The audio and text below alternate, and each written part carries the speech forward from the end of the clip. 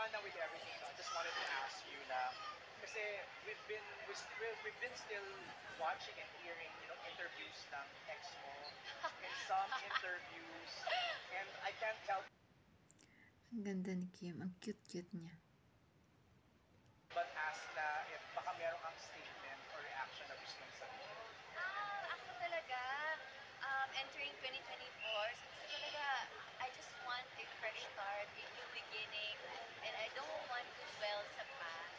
Parang yung post ko nung December, sabi ko, this will be the last time na pag-uusapan ko. Pero parang ang dami pa rin. Parang di naman siya mapag-uusapan if no one's lighting the fire. Totoo naman, hindi naman kasi pag-uusapan yun si Sian kung walang sumisindi ng apoy. I just want to say, give it a rest. And let's leave respect to each other. And Tama nga naman. Dapat irespeto nilang isa't isa, di ba?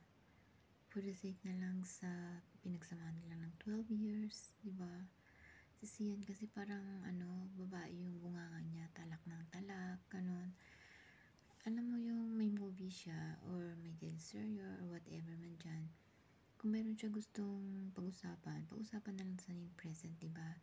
Kasi yung past nila, past na yun dahil sinabi na nga ni Sian, enough for Kim.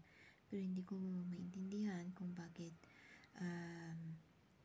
tuwing interview sa kanya ay hindi pa rin enough for Kim.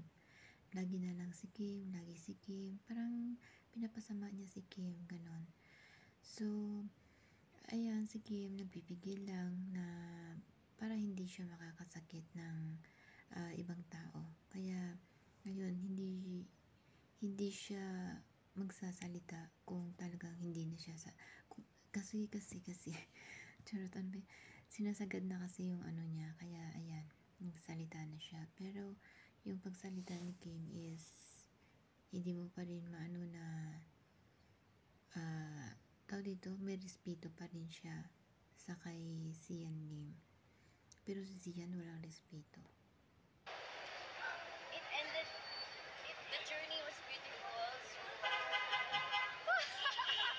ayoko nang mag-smile ko.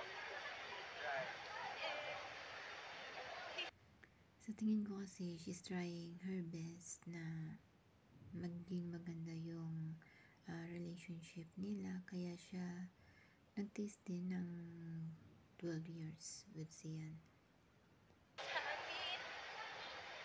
Yun. I know, I'm so sorry. Kasi paulit-ulit na lang. So, just give it a rest and let's leave respect to each other. Ang tama nga naman, dapat tigil na yan. Dapat bigyan naman ng respeto. Diba? Kasi para naman makakapag-start din si Kim ng present niya. Diba? Kasi si Sian, meron na siyang present. Diba? Meron na siyang girlfriend. So, leave Kim alone. Okay? Leave Kim. Stop using her, Sian Lim. If you want to talk, pag-usapan mo na lang yung present mo, yung girlfriend mo sa ngayon. Kaya, enough for Kim. Okay? So, respetuhin nyo ang isa't isa sa inyo. Kasi, ganda ng pinagsamahan nyo, ang haba ng pinagsamahan nyo. Tapos, ikaw, hindi ka tumitigil sa kakagamit sa kay Kim. Okay? Gamit na gamit mo siya tuwing interview, Kim, tuwing interview, puro Kim. Alam mo yung ganon. So, lumalabas na parang bitter ka na. I'm sorry sa mga fans ni Sian ha, pero yun talaga ang naramdaman ko na A few moments later. She's my girlfriend, and I want you to stop using her for your own ambition.